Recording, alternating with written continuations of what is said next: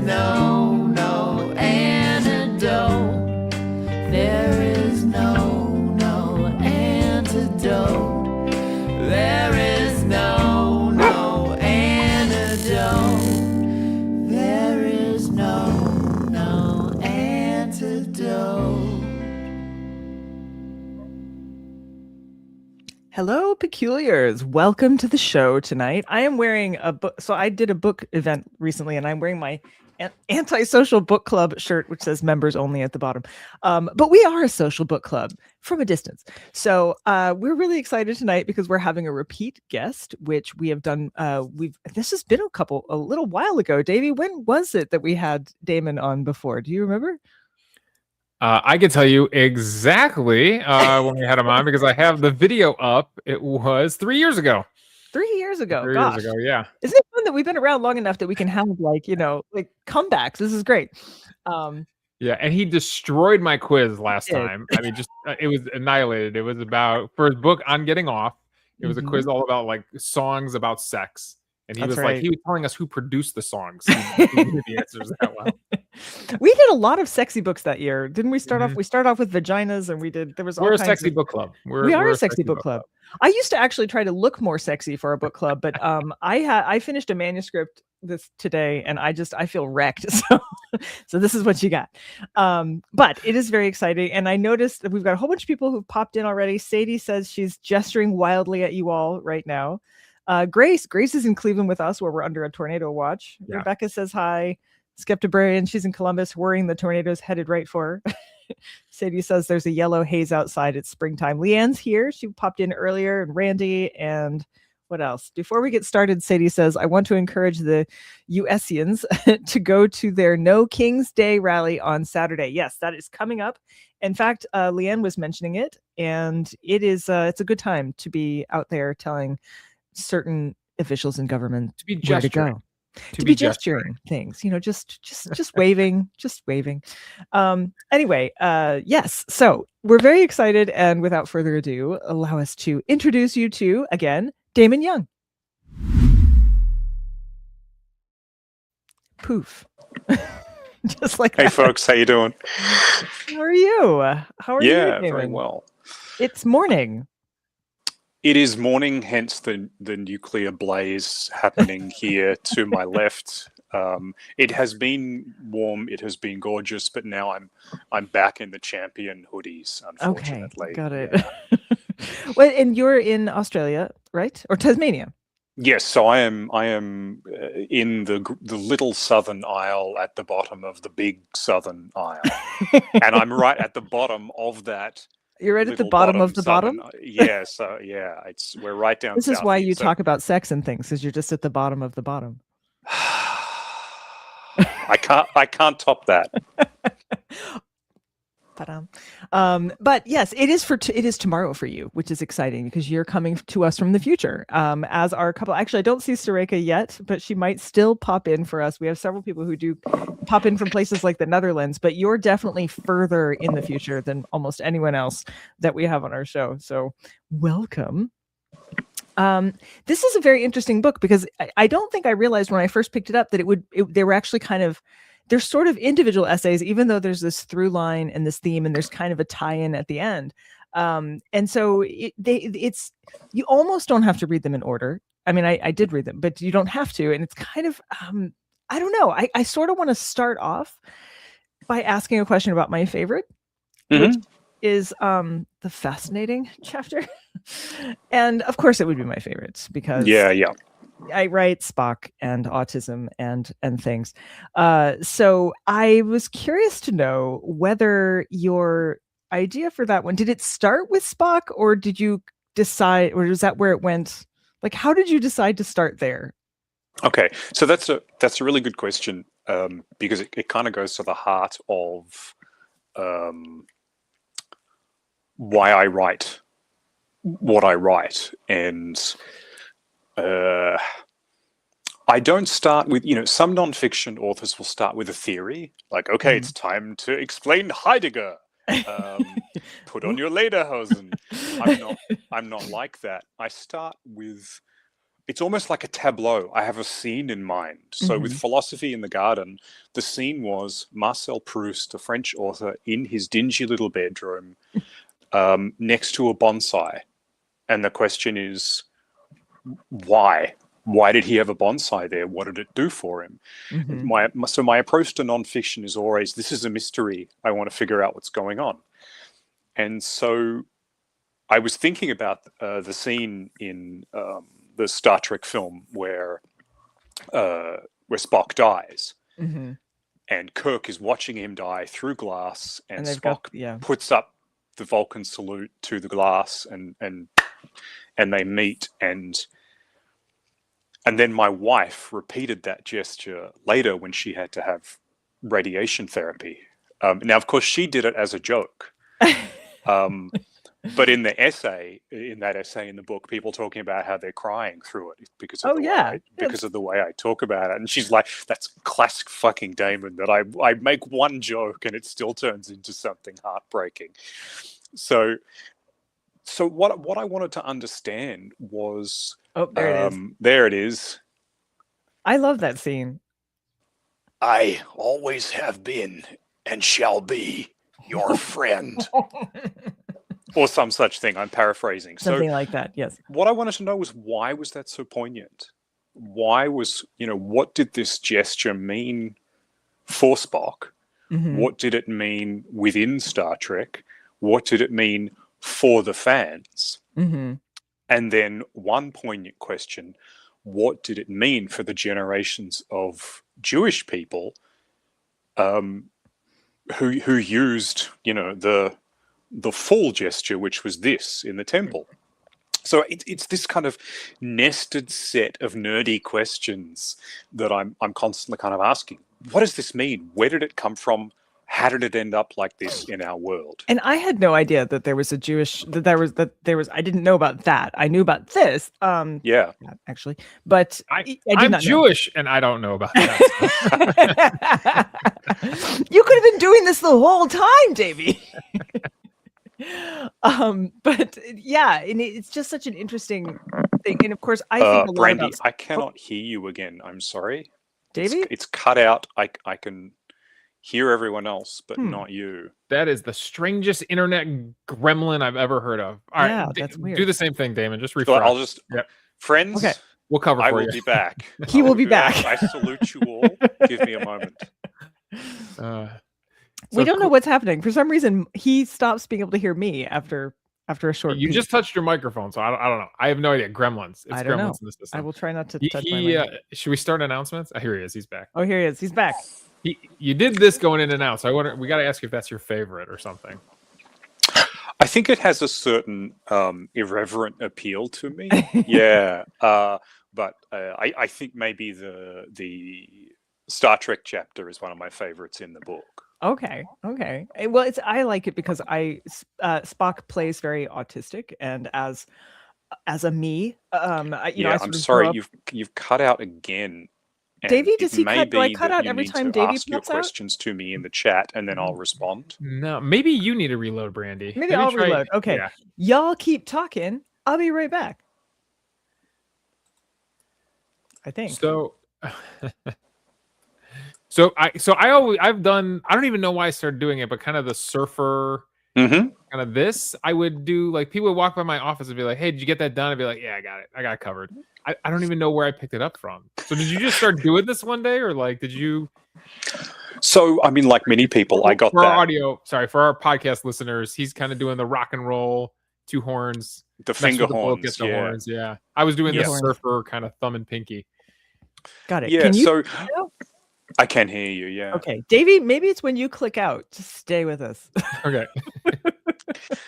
So I think one of the things that's interested me about this is, you say you don't even know where you got it from, and so many of us don't know where we get those gestures from, and that's because we've seen it maybe one time on the red carpet, or someone in an old episode on TV did it, and we thought, okay, that's cool, or it was in one tiny scene in a movie, but we go click, and that's partly because gestures appeal to us at such a profound level. We are fleshy creatures, and I think we tend to forget that. So even though we're living, surrounded by screens and communicating digitally, we are in and of the flesh. And so when we see a gesture that speaks through the body, it clicks into us, and we're like, oh yeah, absolutely, got to use that.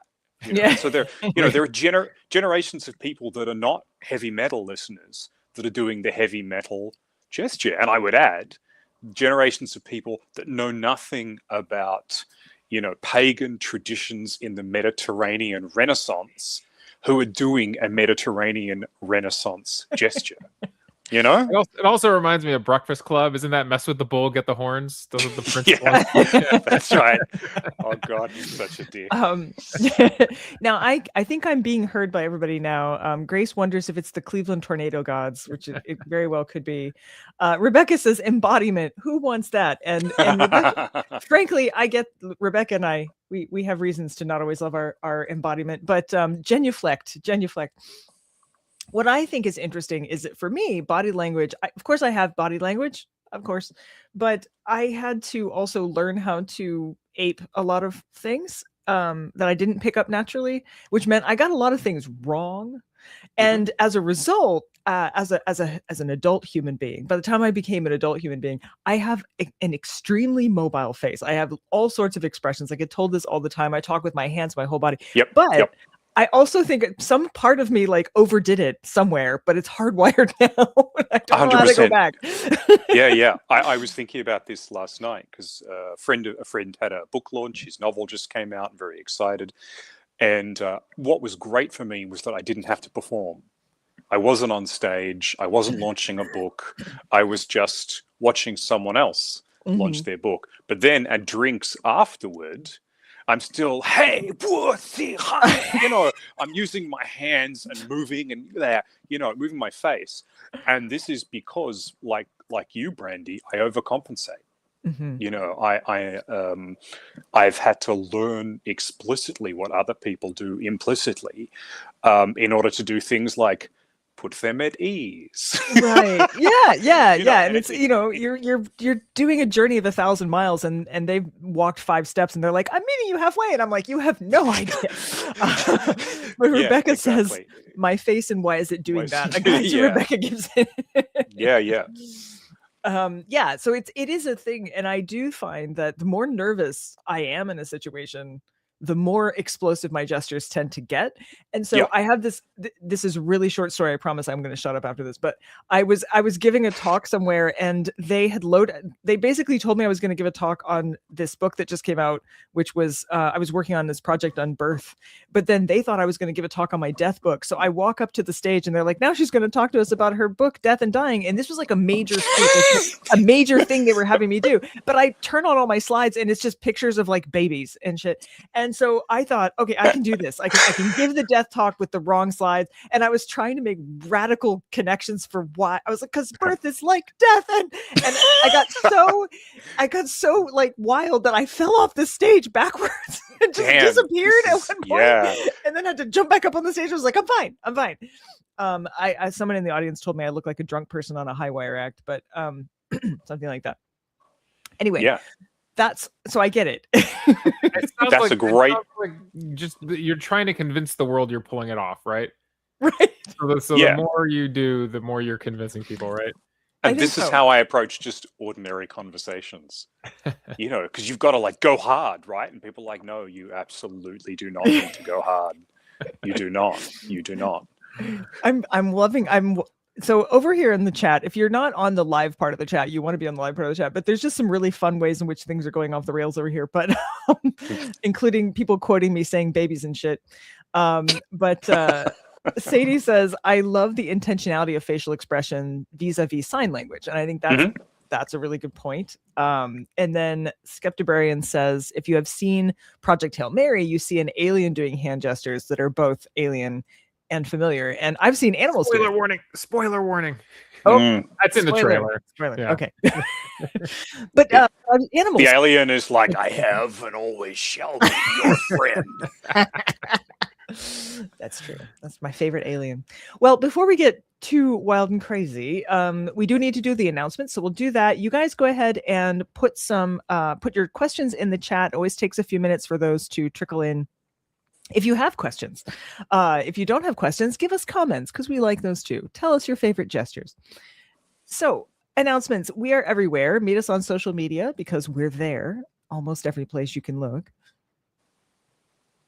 Newsletter. If you are trying to hide from social media, as I think many of us are right now, you can actually get all of our stuff via our newsletter.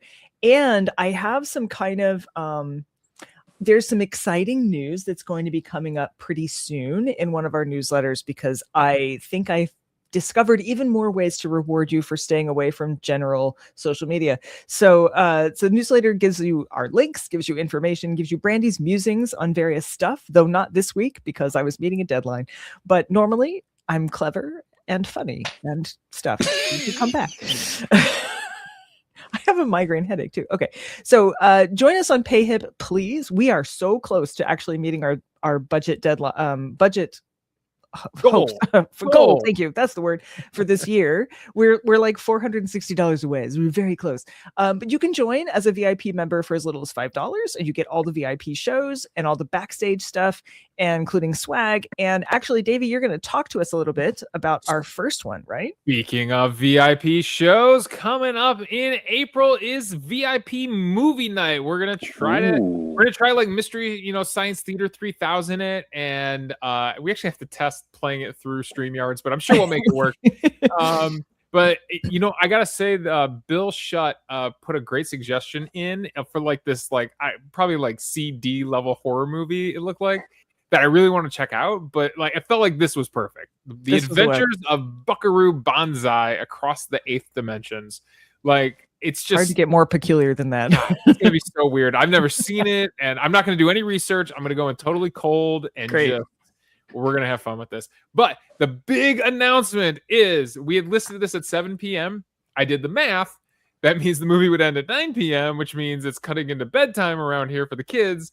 So we're going to bump this up to 6 p.m. So it ends at our normal 8 p.m. time. So 6 p.m. Eastern U.S. time, translate that to wherever you are in the world. But spread the word. Tell your friends. I'm sure we'll do a bunch of social media announcements to say that this is going to start at 6. And like Brandy said, this is your chance to get in right now. If you're not a VIP, that's right. Get only in. For only $5. Only VIPs. This ain't gonna go public. So if you want to be part of this, you got to. We actually can't make it go public because it's copyrighted material. Yeah. But yes, we're gonna do this, and we get to put all the crazy wild stuff we normally put in the comments, except we'll be talking about the actual movie, which I don't think it can get better than that. So you're part of this with us. Like your comments are gonna go up on the screen. You're part of this with us. So we're all in it together. This movie is next level. You are right. That it totally is. It totally is. So very good. The book cocktail. This is a cocktail just for your book, Damon. So we yeah. So Kat is our drinks maven, and she is. I don't think she's here today. I haven't seen her pop up yet, but she comes up with all of our drinks, and she always does a sort of a take on something. This one is supposed to be very springy, very summery. It's got cucumber juice and white grape juice and gin and elderflower and lemon juice. It's great, and it's very refreshing. And we put possible names up, and everybody votes on the names. And the name that won was "I Drink with My Hands." It was very close between that and "Speak Martini to Me." That's right. Was another one too, but "I Drink with My Hands" is very humorous. So that recipe went out in our newsletter as well. So hopefully all of you are copying all these things down and saving them for future cocktail parties. That's right. And then finally, the Peculiar Movie Club, we will record, hopefully here in the last week of the month, our March episode. We always theme it around one of our books. And Damon, we picked your book this month. And so I was looking for a movie with gesturing, right? I was like, what could that possibly be? And I felt like The Artist, a movie from a few years ago, silent film, honoring the silent era. There has to be a lot of gesturing, right? That's what Google tells me. Google tells me there's lots of gesturing in this movie. We'll see. I don't know if it's going to hit the themes of your book. Because the themes of your book are quite dense, but it might at least hit the gesture part. So we'll see. Right. They're gesturing right on the cover. Literally, yeah. So there we go. That'll be our March movie. So stay tuned for that on your podcast feed. And our podcast is fun because in addition, we April 6th, I think that's when Chanda Prescott's Edge of Spacetime is coming out, which actually is astrophysics, but is also like feminism and Afrofuturism, and Afrofeminism is great. And she's wonderful. We share an agent. It's great. So we'll be doing that. And I will soon get back into doing the mystery podcast. Apologies that those have fallen off a little bit because my life is insane. But otherwise, we are on track. Do like and subscribe to our YouTube and our podcast because they're so nice and you just want to. They're good, Bonnie says, when I took ASL, facial expression was described as part of the grammar, and I imagine it would be. Yeah, I mean, it's just to kind of reiterating what we were talking about earlier, is that we are corporeal creatures, and so if we are trying to be articulate with our bodies, it's our whole bodies that are speaking. I mean, it seems like a no-brainer. But I think sometimes when people outside the signing communities think about signing, they think of it almost like a complement to language, something alongside language, something that picks up the slack when language doesn't work. And it's like, well, no, this is a whole fully fledged language with its own history and culture. Why would you be surprised that people are using their whole bodies? Technically, the first language, really. I mean, if you think about the way animals, there's not just vocalizations. Well, not the first language, but before there was word language, there was gestures and body language. And you see this in animal communities all the time. And it's really interesting to me whenever you watch a wild population of, say, some other ape and they're doing something, they make the come here gesture. And I'm like, I know that. I know what they're telling me to do. I know what I'm supposed to do. It's great. One of the delights of doing research for this book was the essay or an article I read on ancient Greek art, including vases, friezes, statues, and their depictions of dogs, the gestures of dogs. And if we look, we can see, how dogs, when you're walking and they're walking ahead of you, dogs will look back like, are we going? Yeah. Is it happening? Are we doing this? You know what I mean? Dogs are always checking. And there is a vase, I think it's a black figure vase from, we're talking 2,500 years ago, of a dog doing that gesture. Like, is this happening? What's happening? And it's a lovely nod to the idea that animals too use gestures firstly to signal to one another and to us, but also their gestures are an expression of their thoughts. The dog is wondering, is everything okay? Is everything cool? What do you want to do? Where are we going? Is it happening yet? And the dog expresses this with, which is different from a cat on a walk, where a cat just keeps walking. Yeah, I mean, my cats check in with me all the time, but it's very different. It's a very different thing. I feel like cats understand the middle finger gesture. Oh, we were talking about middle fingers earlier. We need to bring that back up. And somebody said, oh yeah, did the publisher, we should talk about your cover. Did the publisher nix having a middle finger on the cover? No, it's because it's not something I talk about. Perhaps at all, and certainly not at length in the book. And that's partly because there wasn't much to say about it. We know that the Greeks had a middle finger gesture. Right. And it was similar to ours. It was an offensive gesture. It was apotropaic, to do with warding away, warding off against the evil eye. And then it just becomes a general offensive gesture. It probably was a phallic symbol because at bottom, a lot of these apotropaic gestures are genitals. Right. because and you will see apotropaic statues or paintings of women just showing their vulva to the world, and the world is like, it still is. It's still like that. You stick it out there and people would just get all upset. I don't know. And so we know that the Greeks, they included that kind of iconography, but they also had the phallic symbols. And so we know they had something like this, but we don't know if they pointed with it or it was up, maybe it went this way. We just don't know. So my hope is that one day we will find, a fragment of a frieze or a black figure vase with some Greek just like, and we'll be like archaeologists, And we'll be classic like, students, "No!" philosophers will be like, let's fucking go. Is it the most powerful like symbol though? Like nothing takes a situation from like 2 to 10 than flipping the like it just instantly like ramps, you know, the situation up. It's amazing.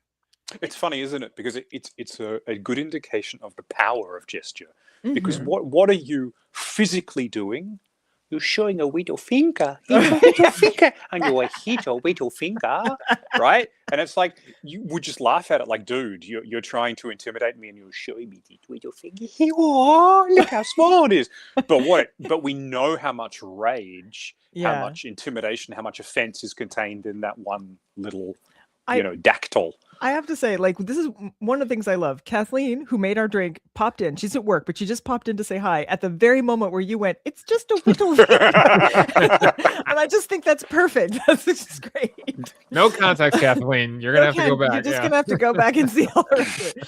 Sorry, he's Australian. But I do think it's funny because, you know, you're right. And it's, but fist bumps, you know, I think of all the things that we kind of like bond over. And if you flip something off and someone else flips it off too. One day, my partner and I were driving past a particular election sign before the election, and we just both automatically just threw the finger flag, and we were like, "Oh, we did it together!" You know, it's a good bonding with the gestures. It's great. So I remember once I went to a body count concert, which was the heavy metal band of Ice-T, right? And at that time, Ice-T was having a feud with Source magazine, which was making fun of him, I think, for being a sellout or something. In the middle of a concert, he was like, all right, we got to raise our middle finger and say, fuck Source magazine. And of course, this was Australia, so we did it this way. But I think a lot of people made allowances for the American guest in our midst and did it this way, which is often common in America. But what you had was thousands of people all saying fuck Source magazine and putting their finger up as a kind of, you know, a shared moment of rage. You know, it's almost like being at church. You know, you just it's Yeah. everybody together making a gesture that makes sense to everybody in the room. No, I think that's I think gestures can be really, really powerful. Because we're coming close to the halfway point in the show, we have a couple of videos that we're going to show tonight. We don't have music today, but we decided, first of all, you know that Damon was a guest before, and I thought it would be fun to revisit an old sketch that I did to talk about his book On Getting Off, and then we also have some words from our scary sponsor of gestures, the jester of gestures that will come up as well. So as you will, Davey. All right. Oh, it is good to be Zeus, god of things and stuff, and sexiness, god of sexiness. I am very sexy god. I give pleasure. The ladies, they love me. They should, because of women. They get 9/10 of the pleasure. I'm practically a servant of the people. Right. But I am. I'm fantastic. I'm Zeus. I'm Zeus. I'm good at sexy time. Interesting. But Hera, my queen. When we make love, the flowers, they do glow and blossom and grow. Zeus, darling, I'm not a flower. But Hera. Well, let's just think for a moment. How many of those amazing conquests of yours have come back for seconds?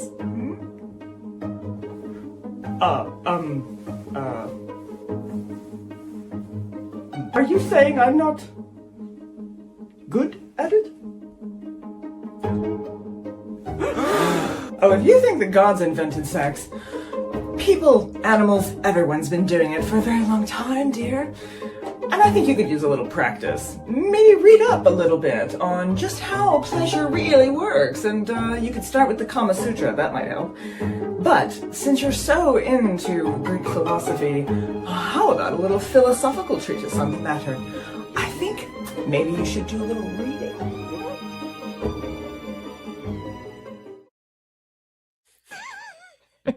God, I was much younger then. Absolute cinema. Someone was talking about, yes, that was very lustrous hair, that hair and beard. I think I still have it somewhere in a closet.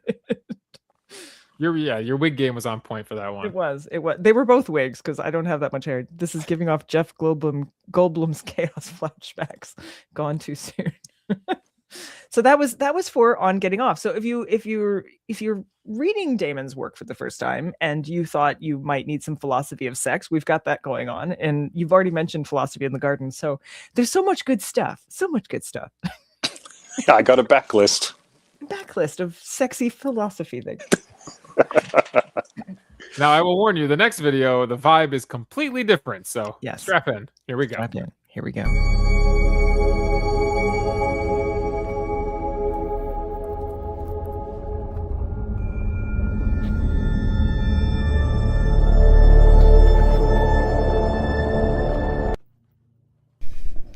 Greetings, greetings, greetings. I am the king of rabbits, and you can ignore this person behind me. Just ignore her. Yeah, she's not interesting at all. Anyway, we're going to talk about gestures. Gestures. Eh? See that? Big hand, big salute. You can see how that works, right? I'm just sweeping my arms left to right, nodding my head. All of these are gestures. It's body language, people. Body language. Oh, my head fell over. Hang on. Oh. Okay. Yeah. Body language is... Hang on. I don't seem to have any neck bones, which is a real problem. That's a real problem. All right. Hold on. Let me just get the head back in place here and right. Now I'm making some more gestures here. See, I'm back on track, and I feel like you guys are paying attention to this person behind me, and you shouldn't. Okay? Just don't. Bye. It's taller than...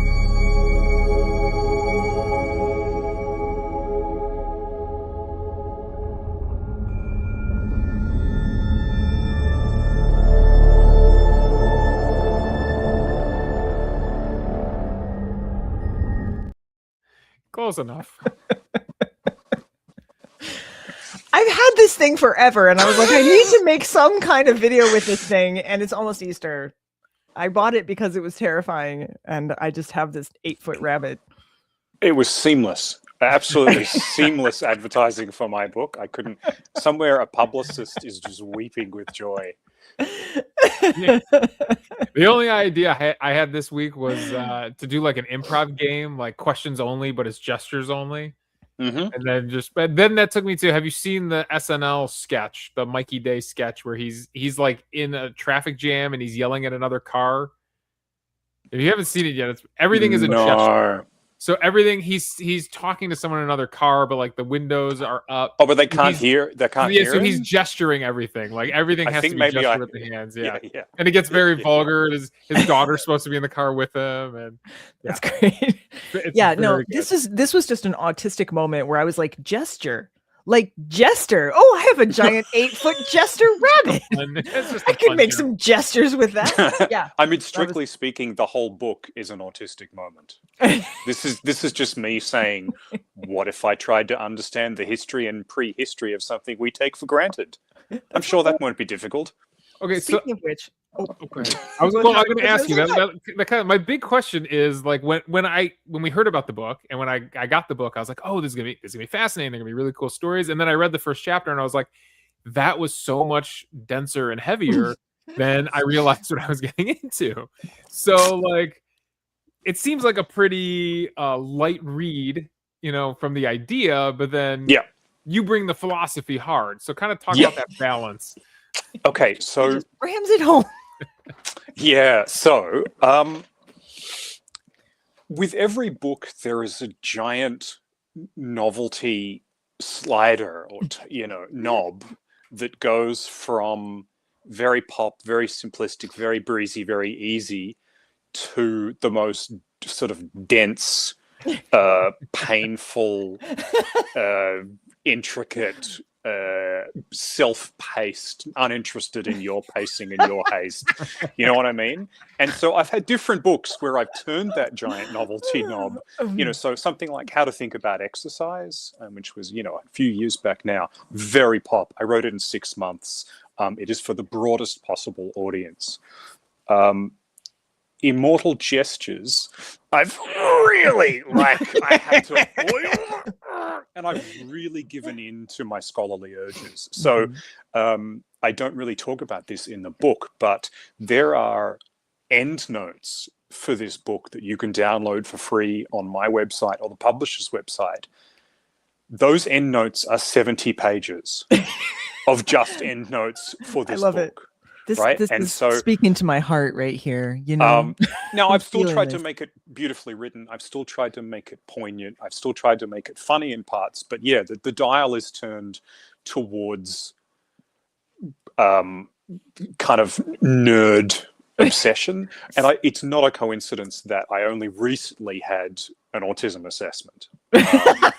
And so this is me giving my autism the gift of indulging itself on topics. Really kind of, yeah. Sadie's Ryan says it's Scandinavian of you, but then I've met a lot of autistic Scandinavians as well, so it could be that there's a connection to be made there. No, I love this because I do not think adult autistics for the win. Yes, that's what Rebecca says. Yeah. But I don't think that it's I do feel like there was a point in the 2020s where everybody was kind of wanting nice thick books to read, and maybe slightly less so now. But there are those books that you want around, and I have some that I just sort of dip into them like when I just need a.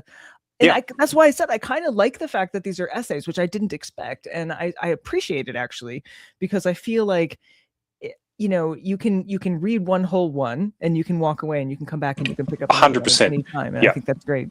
And I love that kind of book myself, So the beginning and the ending chapter bookends, they are thematically related. They start with Hercules, this big lunk, and his gesture of the finger on the lips. Right. But the rest of the book is, if you want to learn about the Vulcan salute, fine. You can enjoy that. If you want to learn about the fencing salute, you want to learn, if you want to learn about this or the finger guns, there's a very. Got to talk about finger guns here before. That's a very American story about the hey. We just apparently have stumbled upon Jen Pierce's whole family history. She says autistic Scandinavians equals my family. Okay. She's also in Minnesota. We were talking about Minnesota's weather here just earlier.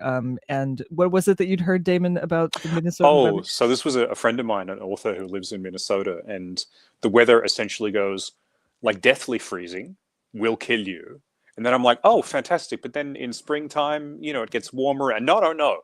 It'll kill you differently, because then it's time for massive winds, and we have to shelter in the bottom of our home. I'm just like, people talk about Australia like everything in Australia tries to kill you, but the weather in Minnesota sounds brutal. It also doesn't. I lived there for a while, and I remember there not really being spring. I remember like it's 90 degrees, but there's no leaves on the trees yet. I was like, wait, wasn't it winter yesterday? What happened?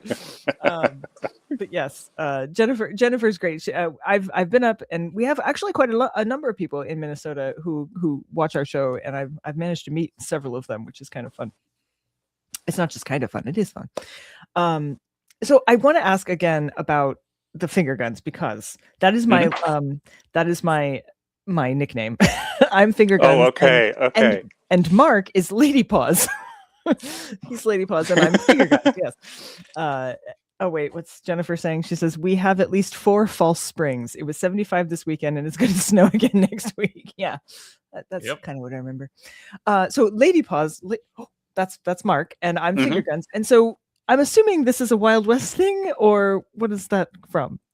So it arises from. I'm more interested in its meaning, and its like it makes no sense without gun culture, right? It's it is 100% an American gesture, right? And America is known within, I would say, but certainly out. We're talking about the United States as a gun culture in a way that many other cultures are not. Even when they have guns, guns are emblematic as part of the American experience. Right.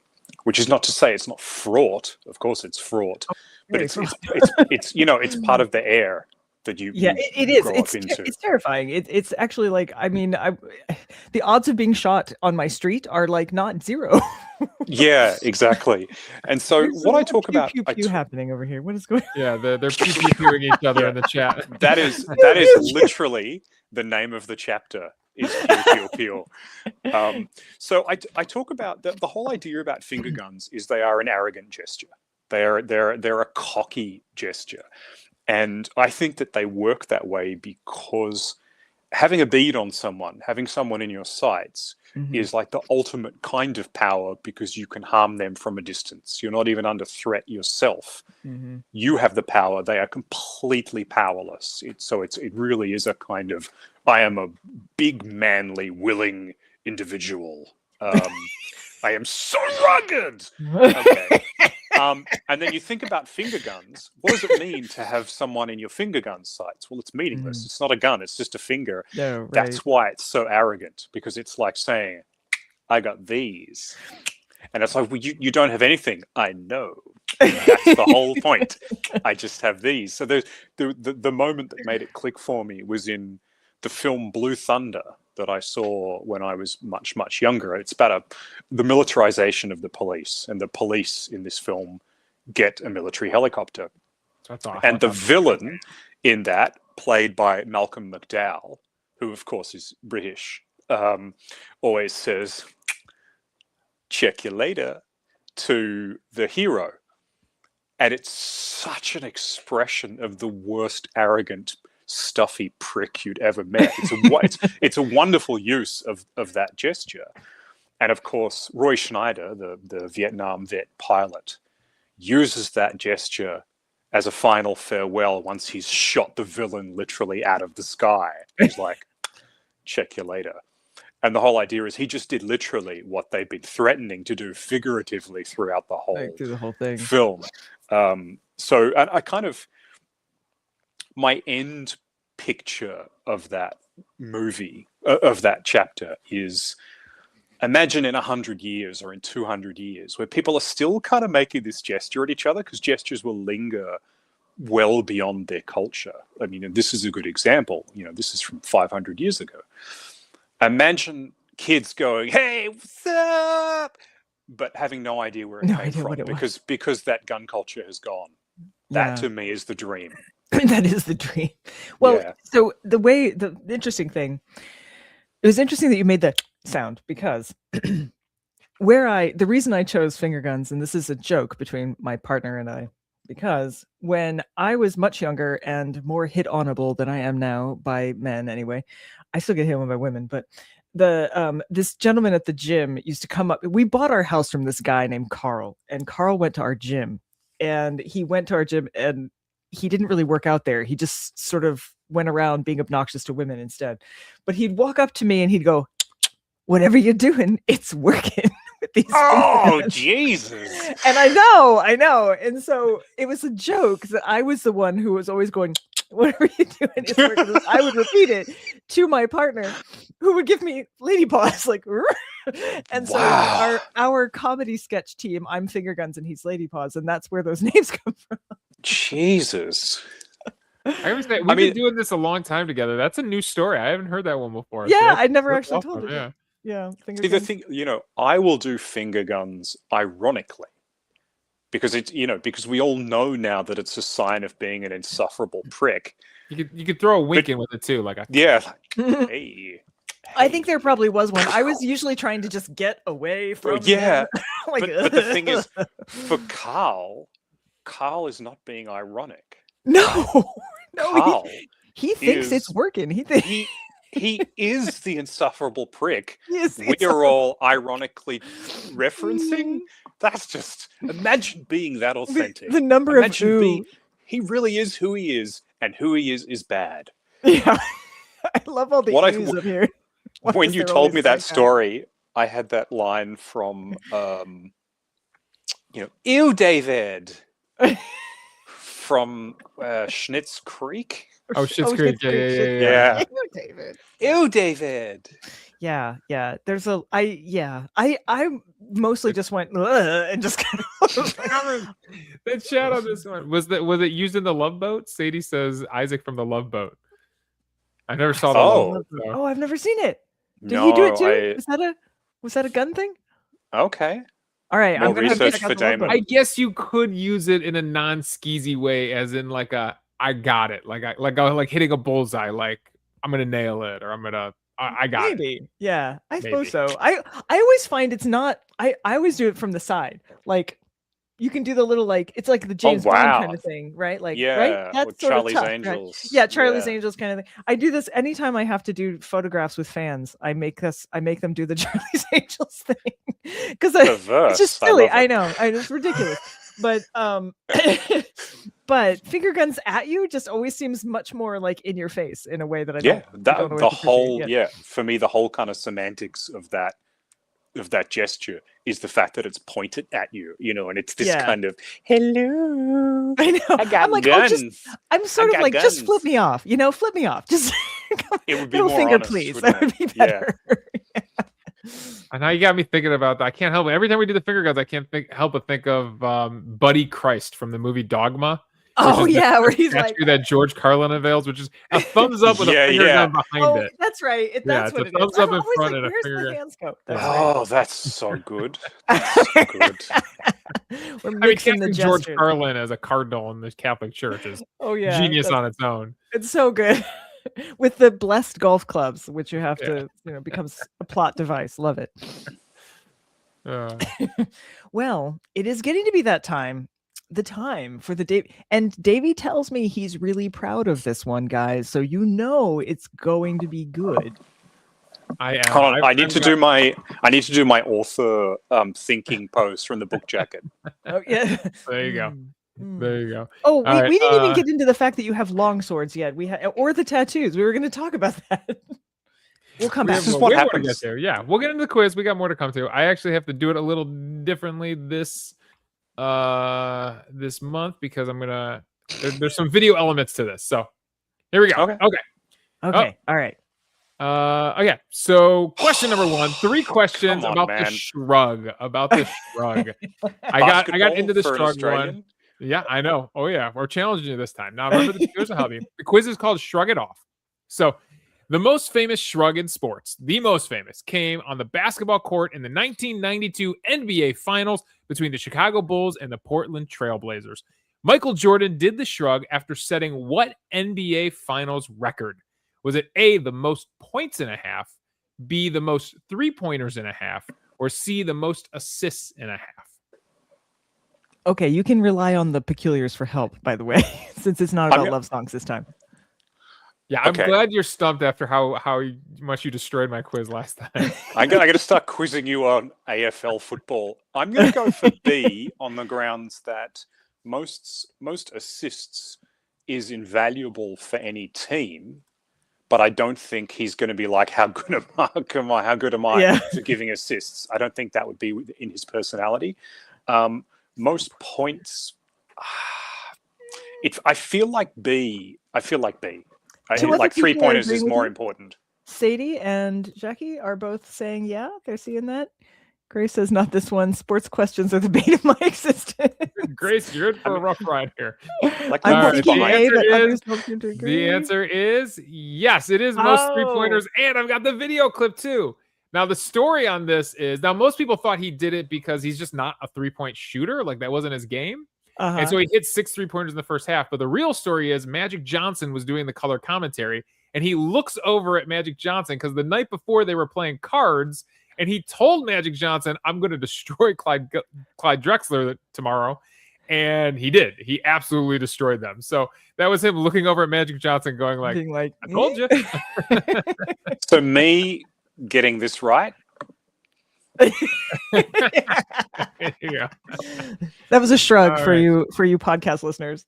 So that's basketball. Let's move into the world of football. In football, come on, man. American football, I should say. The shrug became famous because former Ohio State Buckeye star Joey Bosa would celebrate with a shrug after every what? Was it after A, every touchdown, B, every interception, or C, every sack? I thought it was every home run, but that's how good I am at sports. I don't even know what a sack is. Well, it hangs. No. Yeah.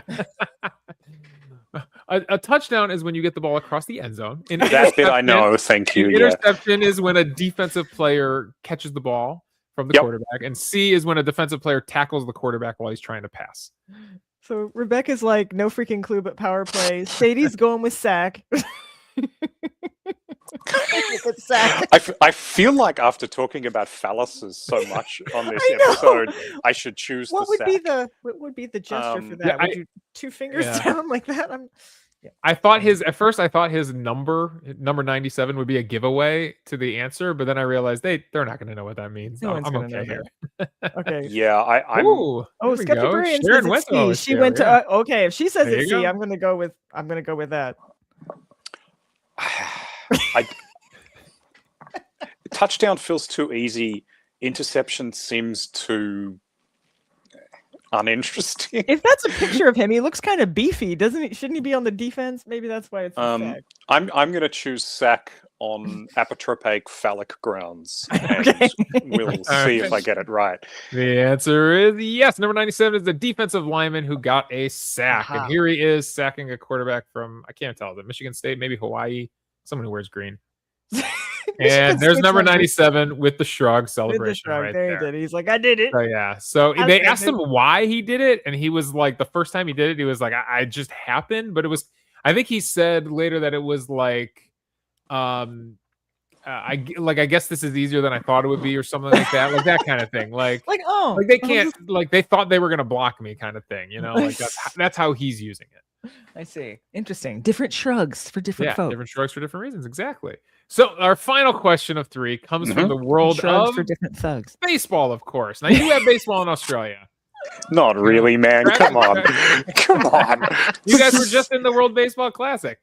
Sometimes the shrug in sports isn't a celebration. We've seen 2 that are celebrations, but sometimes it's a genuine reaction, like this moment in baseball from Phillies center fielder Brandon Marsh. Why was Marsh shrugging? A, he lost the ball in the sun, but still caught it. B, his glove was broken, so he caught the ball with his hat. C, his belt broke diving for a catch and his pants slipped down. So what would have caused him to shrug? So that's interesting. I would use a shrug in the A scenario, but not in the C scenario. Personally. Was it an embarrassment thing? Like, oops, I guess that happened.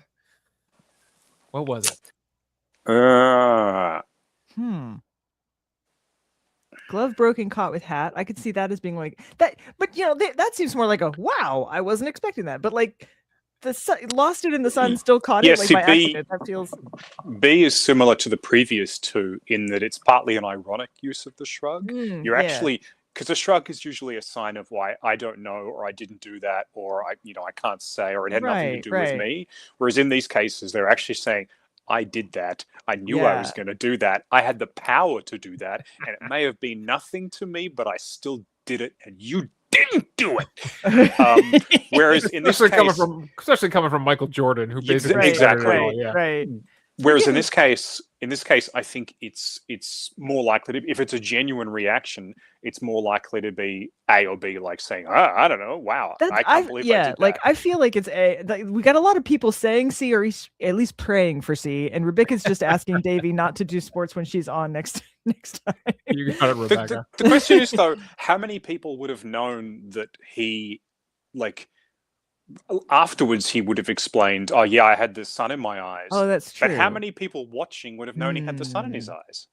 This is an excellent point. So I feel like it's going to be B or C. Oh, okay. B would be cooler. Yeah.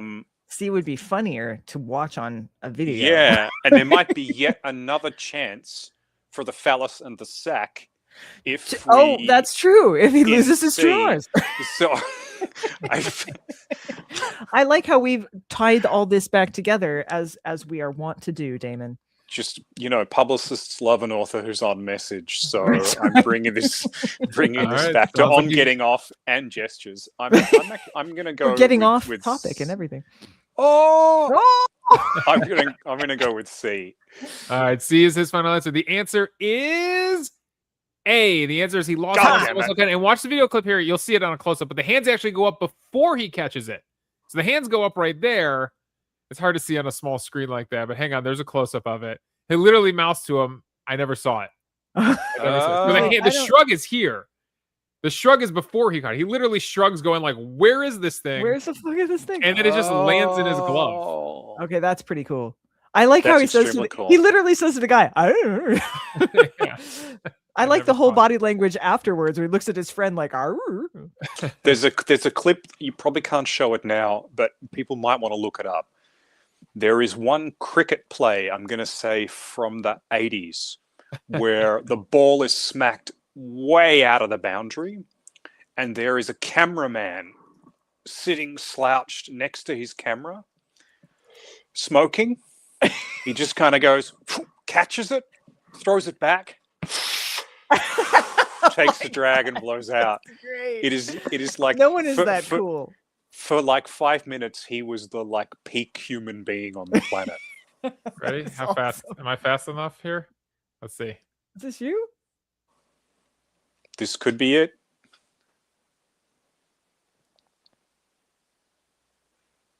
There you go. There you go. And then he goes back. Look at him. Look at that. He's like, yeah, with the mullet and everything going on there.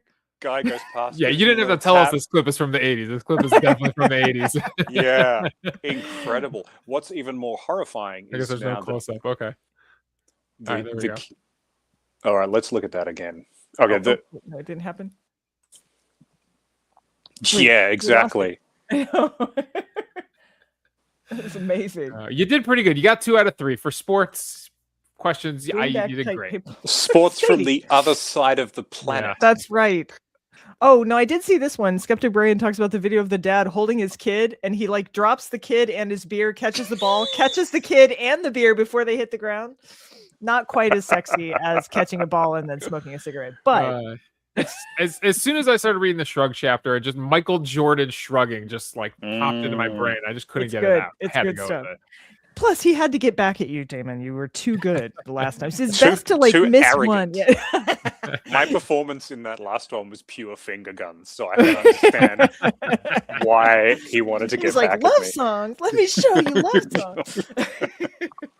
Oh my God. Well, we have arrived close to the end of our show, but we can't leave without talking about your skin art. And I Oh, promise sure. these are not on places that you're not allowed to look. We're not actually going to go full on balls and sack here.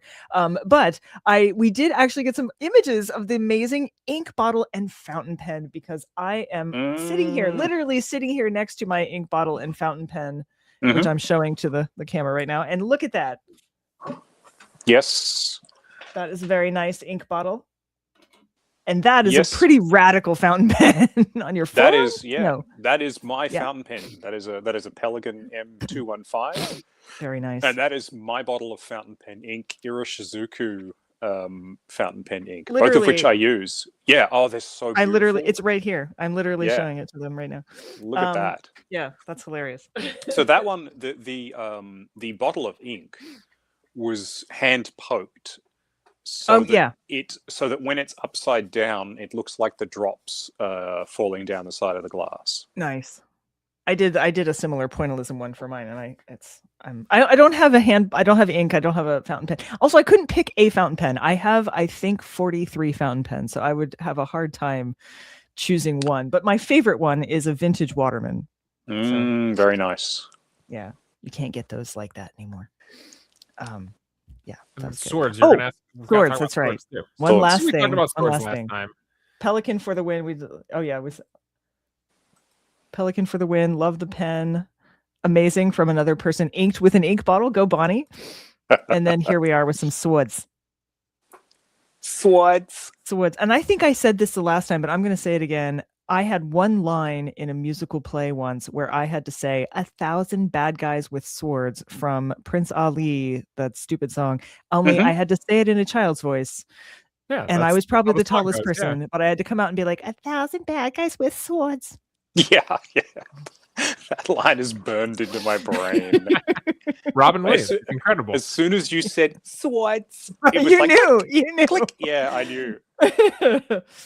Oh, yeah. Oh, Leanne says being left-handed, fountain pens don't work because you smudge the ink. There's special inks for that. That can be fast fixed. drying inks. Can be fixed. And a very small, sort of a fine nib. I thought you were going to say special hands for that. But very small hands. We can fix this, yeah. we move your left hand to the other side. So that brings us to the end of our show. Thank you for being with us again. And I hope everybody will go out and get this book and read it. And you can, there's an ebook too, right? Yeah, absolutely. Yeah. There's not an audiobook, but there's an ebook and there's a hardback, paperback, and it is out in the United States. You can get it now. I did. 100%. Yeah. And in fact, there's no paperback. It's purely a beautiful cloth hardback. Nice. With a really nice cover. I love the Leanne said something about it earlier too, but it's like it's minimalist and yet it's sort of just perfect for the subject, and a good I was very happy. Cover is hard to find. Yeah. Well, thank you for having me, folks. It's been a pleasure. Thank you, everyone watching and listening. It's always a joy.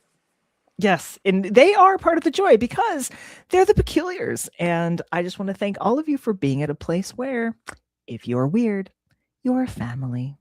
You got the blue bottle blues when you wake up in the